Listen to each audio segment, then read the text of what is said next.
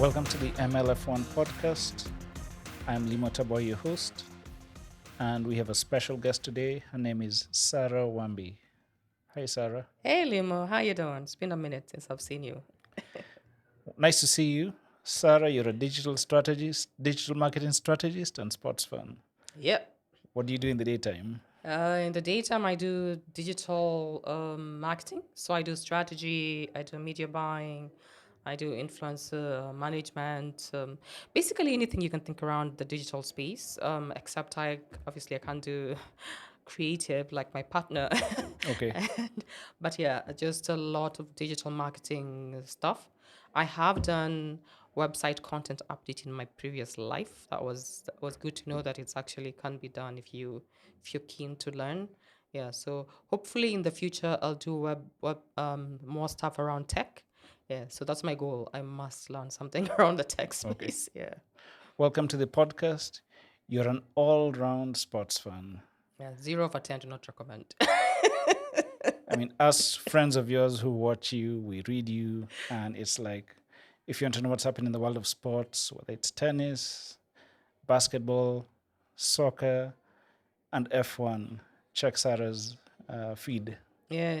I really have tried to make sure I have a good understanding around all the different sports. I think this is just I don't even know how that happened.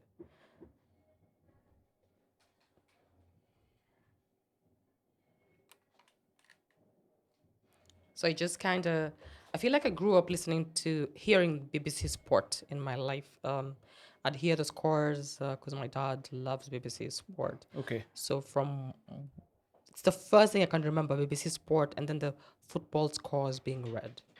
And I knew that BBC used to do a live show on Saturdays and Sundays, and they'd cover a variety of different sports. So you basically just I caught up. My sisters didn't, but I did. I was very interested to just know what's happening, why this is such a big deal. So I can even remember big moments. I remember Lewis's first championship win. Wow. We had lost power. My dad and I were fumbling over the radio. And when Lewis crossed the line and he was just declared a champion, we didn't have power. So obviously we couldn't watch DSTV. So we're just listening. We were screaming in the house. My mom and my sisters like, shh, the neighbors, you know. But we were so excited that Lewis had won it because the previous year he lost out by a point. So for him to win that year was huge.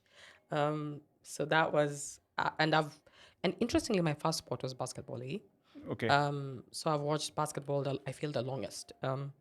And I watched it when Magic came. I saw Magic playing as a kid, and I was just like, yeah, that's my team. Okay.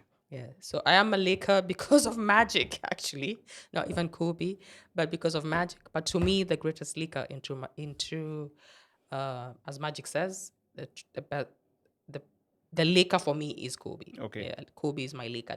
He's my everything. So We had hoped to have you here last year on the podcast. It didn't happen last year, but we have it this year, and it's much better because there's a lot more. yeah, Today is Kobe's birthday. I know that because of Dave Chappelle. yeah. It And was yesterday actually. It is Kobe Day. Kobe Day, Yeah, 8/24. yeah. And do you get to sleep? Because you watch everything. Surprisingly, I actually do manage to sleep. And it's interesting that I would say it's almost tied to how athletes are. Athletes are very big on sleep. LeBron James plays basketball at a very high level at 38 years old, and he has attributed it to being able to sleep well.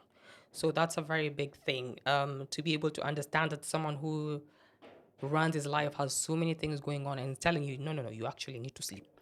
So, interestingly, in all that, I do manage to sleep, but I can't lie. When the basketball games are really early, and then you have a late Champions League game on a Tuesday, and basketball is on Wednesday morning, it's a balancing dynamic to be sure. So you're happy and mad at the same time. You're happy that you get to watch a sport, but you're mad that you've lost a couple of hours of sleep. But yeah, I always say the next best thing to watching sports live at the location, at the stadium, at the venue, is watching live sport. Okay. So that's why I'm such a big fan of making sure I don't miss the moments. Now, I think that's the lesson of the day for me, where it's something I've been struggling with, but you've shown me, you and LeBron, that I need to put my phone down at night, not look at it in bed, and get a good night's sleep. You must, you must. Okay. Now, you've talked about the live sports experience, and we, your friends, have marveled at the summer of Sarah. And we've Take me watched back. you go to France, attend the French Open, attend a PSG match, and attend the Monaco Grand Prix. And I don't know what else you did, but Yeah. what was the genesis of this experience? Interestingly, so this was just because my birthday is on June 6th, and wanted to be able to travel around my birthday.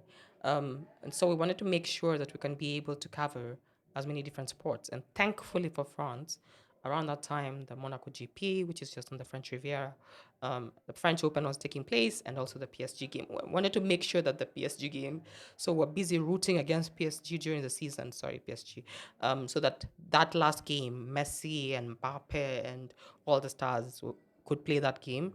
Unfortunately, Neymar was injured, so he didn't play. But it was surreal to be able to plan that through and see it happen. So the planning for the three sports event is very different. For the Monaco GP, you can buy the tickets as soon as the F1 website makes them available. Okay. So those are generally easy to get, and you can buy them in twos, no problem. For the French GP is a little trickier. If you're buying them online, you can only buy one. You have to be registered with your unique email address, and you can only buy one ticket. So even my partner and I couldn't sit together because of that, because he could only buy one, and then you have to wait in queue, you buy another one, which is can be really stressful, because if it gets to your turn on the queue, you have 15 minutes to pay for it. If you don't pay, you get kicked out, and then you go back to the queue. And it's an online queue. Yeah, it's an online That's queue, so very archaic. it's very stressful. I can't lie.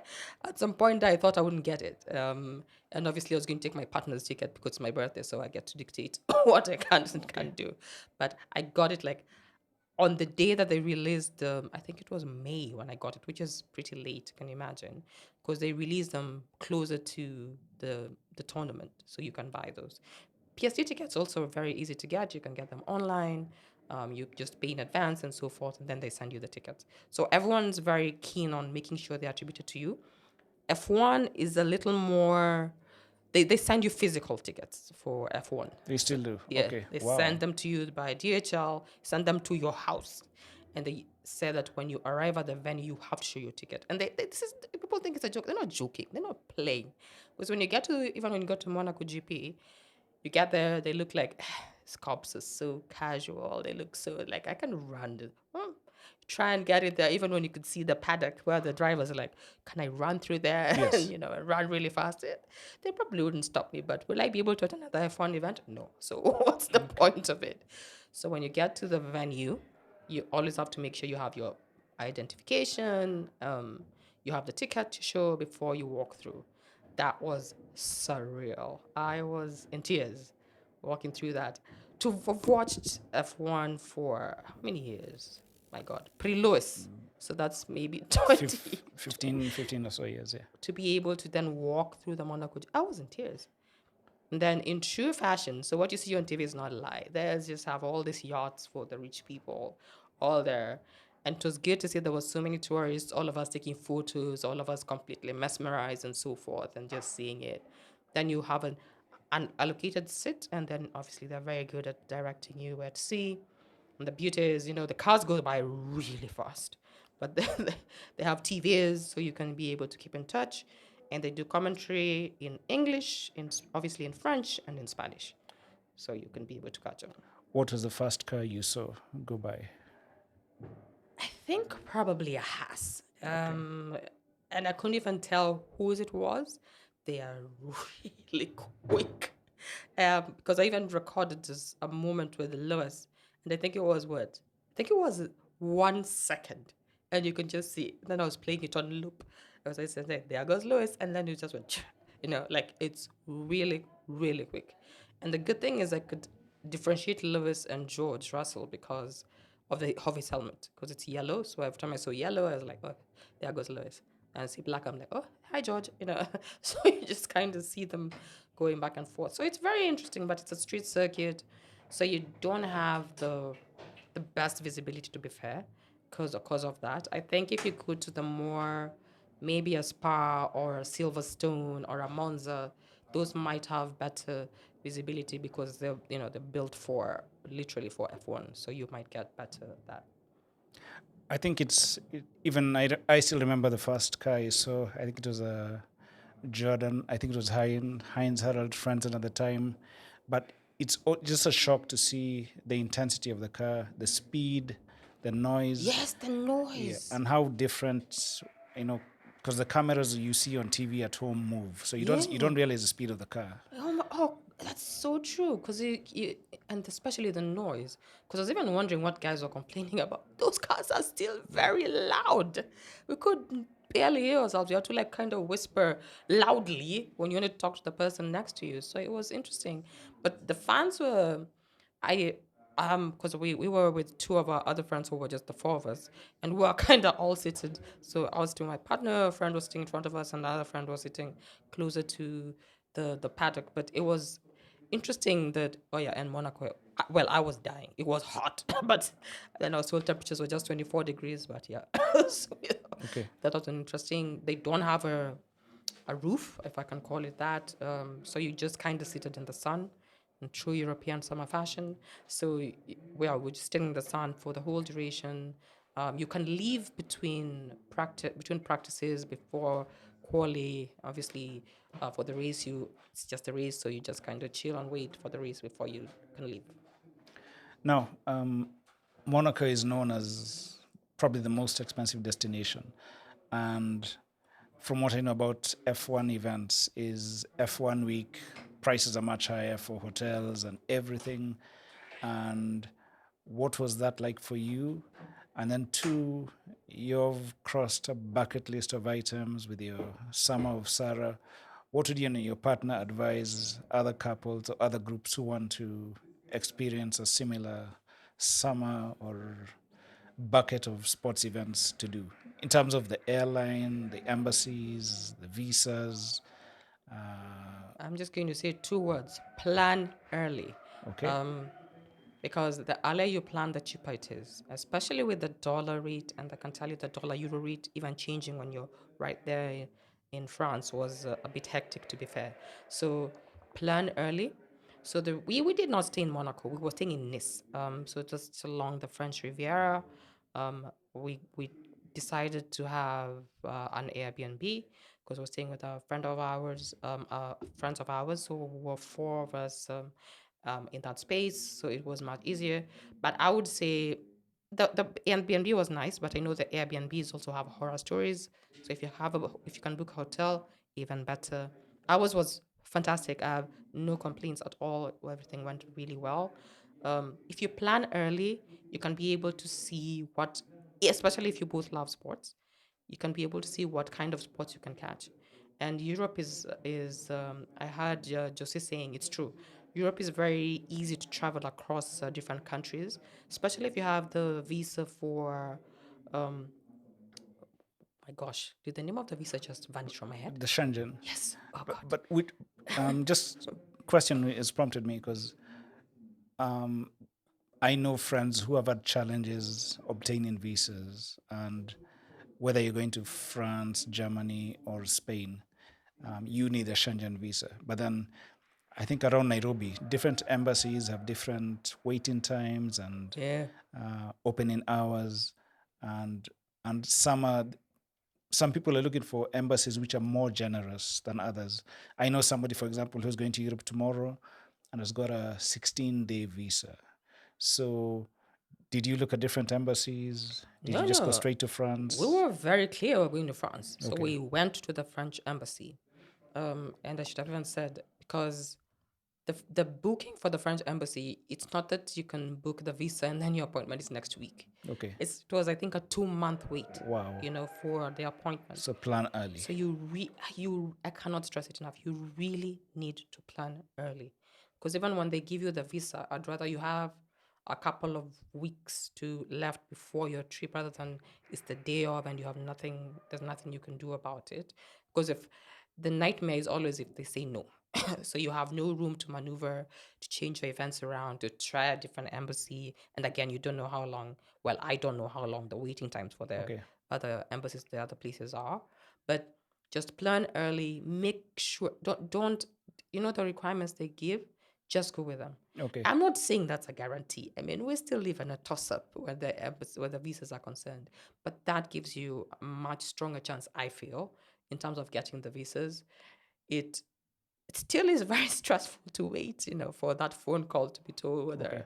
whether you've gotten the visa or not, because you leave the embassy with with their passport, and then they'll stamp it. And we left it with them for 2 weeks, eh? So before I even came back to know whether you've gotten the visa or not, and when we saw it, we'd gotten a month. We'd asked because you stress when you're entering the country, when you're leaving, where you want to travel. So if you want um, double entry or so You forth, said Monaco Grand Prix. You said French yes, we Open. said all those things, and we had the tickets. We said Disneyland, which is where I went for my birthday. So the joke is, if they had said no, we were sunk. We had paid for all these places. We had My paid for the goodness. tickets for the plane, Wow. paid for the Airbnb. Like we had said in our minds, we're going to France. I don't care how they do it. We're going to France. Wow. They're going to let us in that France of theirs, So That's a major investment. yeah, On a, very dangerous, very dangerous. So, but we did. I'm very happy that we did actually get a visa and were able to travel. We went through Nice, landed in Nice first before we went for that weekend to the Monaco GP. You can get the Monaco GP from, well, since I was in Nice, I'll just speak about that. From the Monaco GP, we got to Nice. We got from Nice to Monaco. We took an Uber. It was about 70 euros. But you have options. You can take the train, it's much cheaper.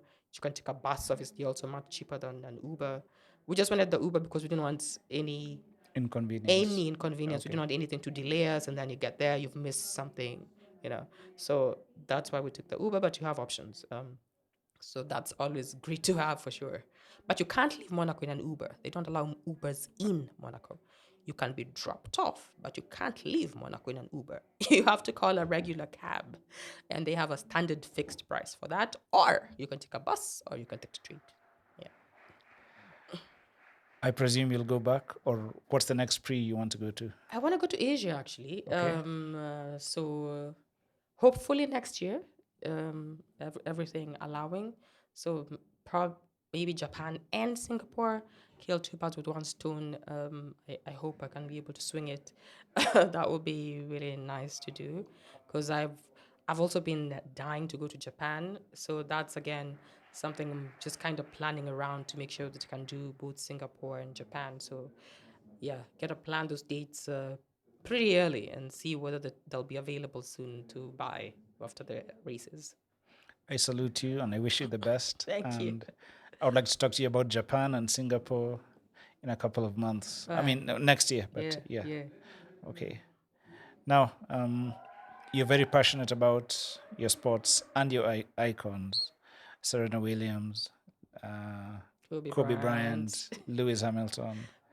The last 2 years have not been very fun for Hamilton fans. But to be fair to the rest of us, we suffered for 8 years. Yeah. And what do you think Lewis' impact on the sport has been? I see now. So even when Lewis has said, when he looks around the Mercedes garage and is seeing the difference in the makeup from when he started to now. So there were obviously white men when he started, and now you can see the difference in that there's some color, as I would say, and Yes. you can see that there's a lot more women. And it feels, I'm not going to say the white people are not the most. There still are white men around F1, but you can see that there's a difference there. And I don't think people appreciate enough how difficult his life must be Yes. to be the only, and he's not even black, he's half black, to be fair to his mom. To be the only half black person. Lewis has been in the sport for almost 20 years. He's still the only F1 driver. Like, who's coming up in F2 that's black? Who's coming up? Like, those are the things that people really need to think about when they're spewing this hate around him. Because I always imagine someone like Max and Alonso. Can you imagine how wonderful your life must be to be a white man in F1. You can just go home and be. You can drive your car, leave, and then you go. And then you don't have to care about anything that's happening after you. But to Bill Lewis, his life can never be normal. How does the only half black F1 driver just leave the sport with no nothing? As if the sport hasn't elevated him to a level. He has a job to do. He can't just go home and be. He has work to do. He has to make sure that's why I'm very happy about that commission, making sure that from the ground up, children of a different racial background are able to come into sport. Women able to come into sport, although I'm sure I don't think I'll see that in my lifetime, but I guess we'll see. But I think Lewis has done an amazing job of elevating the sport and just trying to be very positive around how he says things. And yeah, the dominance, obviously, you can say the dominance, but I don't feel like Mercedes dominance and Red Bull dominance the same. When Red Bull is dominating, it just kind of wipes everything. There's no chance of anyone winning. Okay. Like even this weekend, we know Max is gonna win. We just know. Like unless his car, I don't know what happens. We know. Like we can predict. The only question is by how many seconds or even minutes will he win the race by? So that makes it a bit harder. I could never call it when Lewis was driving. Like even the unfortunate 2021. You could never really call it. And if you're going to say Mercedes had the dominant car, then why didn't they win the championship? Why did they go into the last race tied on points? Like why did Mercedes just blow the field away? So it's a bit different. But to be honest, I don't envy him. Being Lewis must be extremely difficult. I don't know if he has a shrink, if he has a yogi friend or whatever, but whoever's kept him feeling and being able to do this job without losing hope. Kudos to them. Where did you watch Abu Dhabi 2021? Oh, in the house. I watch F1 in the house. I can't watch F1 in public at all. It would be far too stressful. Too stressful. Yeah. Okay. The only other time I'd watch it in public is if I'm watching it live at the venue, like Okay. Monaco and so forth. Okay. And even then, it was interesting that you could see that there wasn't that much love for Max because you can remember how chaotic that Jeep quali was.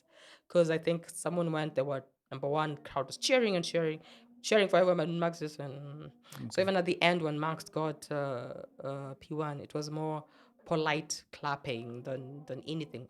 People weren't booing actually. Okay. It was just polite clapping. But for everyone else, you could hear when Alonso passed and he was P1 momentarily, guys were cheering. Lewis was P1 momentarily. Guys were cheering even louder. So you could tell that Max doesn't have that many fans. But guys were still polite or cheering or clapping. I said, clapping for Max. But Okay. yeah, it was nice to see. I interviewed a mutual friend, Jose, who happened to be there, and with the Dutch army, and he says that they didn't celebrate. They were not celebrating because I think they didn't believe it, or they were expecting there would probably be a penalty or a reversal, so they didn't really celebrate that decision that day. In that moment, Jose is not a Max fan. Jose is a Lewis hater.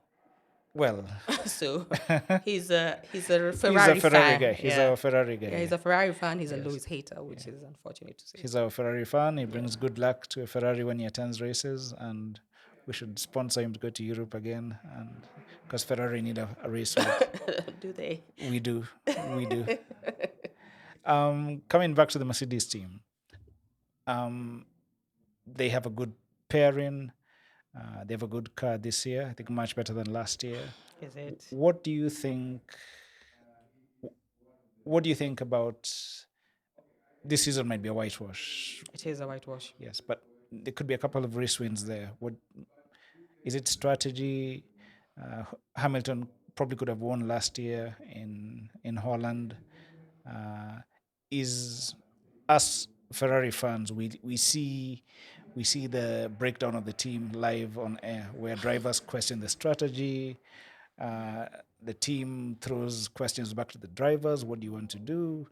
And when they come in for pit stops, they're told to stay out.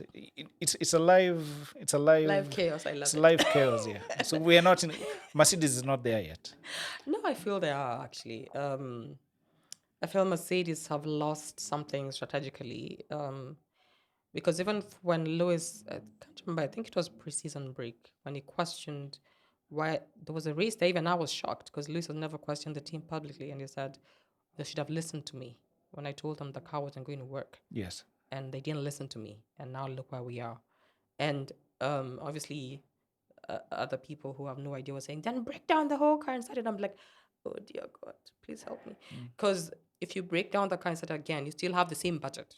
So just remember, for every change, your money shifts. And if you dare break down your car inside again, you will never get back to where you were. So I feel Mercedes have actually lost something.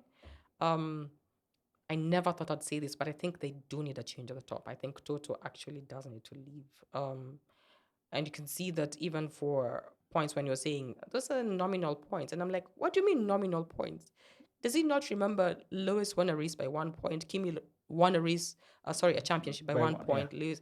And he's saying nominal point. And I'm like, is this guy crazy? These are the things you protest. So to Red Bull's credit, at least they would never let things like those slide.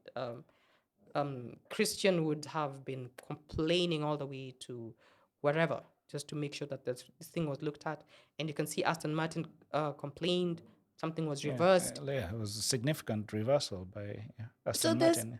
I really was completely baffled to see him saying this insignificant. I was like, what the heck is an insignificant point? I was really baffled, and I was like, maybe he's tired. You know, to be fair, Toto has sat there and watched his team win eight championships, 8 constructors titles. Maybe he's tired. You know, Okay. so I'm like, okay, if you're tired, then step. Lewis doesn't have the luxury of stepping. He still has work to do.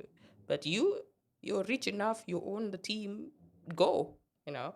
Get someone else who's hungry, who wants to push the team forward, who's going to demand the best, who's going to just pull the team forward. And I adore Toto. I think he's the team principal love the most in the garage, but I think the Mercedes have lost something. I really don't know. I don't even have hope for next year. Do you think Hamilton will resign? Yeah, I think he will. I think he will only because he feels he has work to do, Okay. which is kind of sad. Yeah, but yeah. Go for. We should say go for his ninth, because I think people forget that with 2007, that was a title for McLaren, which was wiped out by the penalty. Oh my And word. they would have, yeah. So he's Yeah. had two championships, which have been Uh, asterisked out of yeah. his legacy. Yeah. Okay. Was it a loss of personnel after? Because there was a significant movement of people out of Yeah. the team. And what do you think about Mercedes say it for 2024? I don't have hope because even this weekend they've said they're bringing upgrades. I'm like, to do what? To win. It's just wasting our time. They almost did last year. No, they completely missed the window. What for a team that took advantage of a change in Regulations. regs Okay. and to be able to build that car that won 8 and to miss the window now in the change in regs. I think when you've missed it, you've missed it. There's nothing you can do.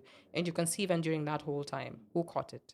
It's only that when Max was gifted the title in 2021 that you can see he caught the end of the regs. But until the regs change again, I don't see anyone catching up. And you can see even when I think all of Max's teammates have said the car is built to suit Max.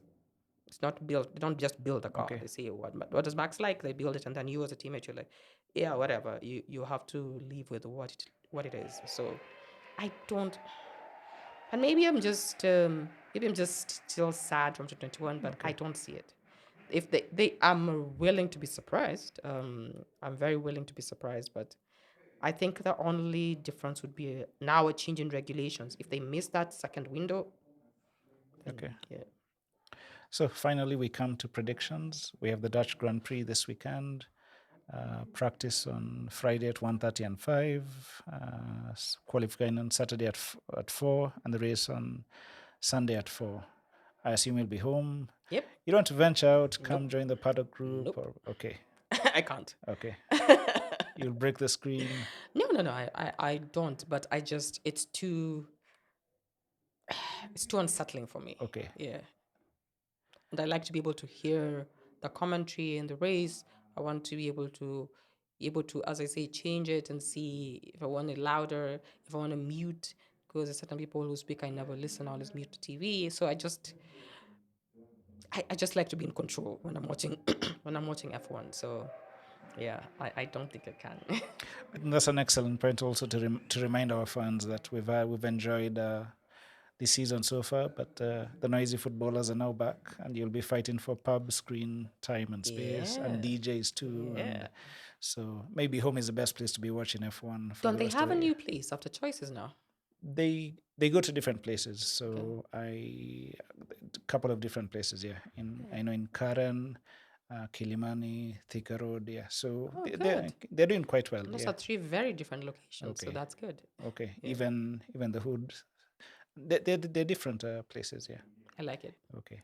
So Max has had an incredible. He's a champion, but he's also had an incredible streak of luck. Good luck. Even when he spins, he doesn't crash. He spins 360. He has time. It reminds me of the Schumacher Barrichello years, Oh where yeah, all the bad luck would go to Barrichello. Oh Barrichello. gosh, And he was so unlucky. yes. So assuming that if Verstappen was not racing, what would your ideal podium be this weekend? Because Obviously take him off the Lewis. top step, so the rest of the podium. If Verstappen was not there, obviously I'd go with Lewis. And even I say that as I sit here with hoping against everything that it's more strategy, more safety car, more like something to put Lewis ahead and he can hang on and win the race. I would love nothing more than to see Lewis, like when he got that pole. I think I retweeted 75 accounts. Wow. Because Okay. everyone who said Lewis on pole, I retweeted, like I was that excited. And then he didn't even last one corner. It was devastating. I think we just like sat on the carpet and kind of watched the rest of the race from there. Because like, can he just hang on for a couple of laps? And I was hoping he could, but Okay. it is what it is. I think, well, I would hope. I would love Lewis to be there. I would love George to also get in that mix. I would love Daniel Ricciardo. I know his car is not great, Yeah. but I would love those three to be on the podium. But realistically, it's going to be Max. 2 and 3 hard to call because McLaren's looking really good. Aston Martin have fallen off. I don't know what happened to Yeah. them. What did happen to them?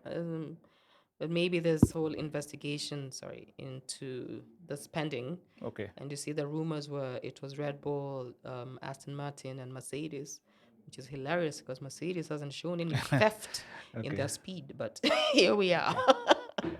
Okay. So thank you so much, Sarah. It's been a wonderful chat with you. I hope to see you waving at us from Singapore and from Japan. Please pray for me. And I must say you've been very modest. You have not shared your pictures. So please empty your phone, post all your pictures from Monaco and from. I feel I've posted so many. As No, it not is. enough. So keep going. You can milk that for the next 2 years. Oh, it's true, right? Okay. Right. Thanks. Thank you very much. Sarah, you're S1B on Twitter. Are you on Threads? What other platforms? Yes, I'm on Threads, Swambi as well. Okay. Yeah. So same, but I don't really. Have you used Threads in a minute? Yes. Yeah. And yes. I haven't used them. It's a safe space. I think it's warmer. Than Twitter. Yes. It's gonna get to Twitter level, which Okay. is no. So yeah, I'm on Threads as well, but I haven't. Do you say threaded in a while? Okay. Yeah. Okay. Thank you so much, Sarah. S1B on Twitter and Threads. Thank you, the SemaBOX podcast incubator at the Baraza Media Lab. Doris has been our engineer today. Thank you so much. Listen and follow the MLF1 podcast on all your platforms. I'm Limo Taboy at Bankelele. Have a happy race on Sunday, and may the best Mercedes win. Amen. That's for you. Okay. Have a nice day. Bye.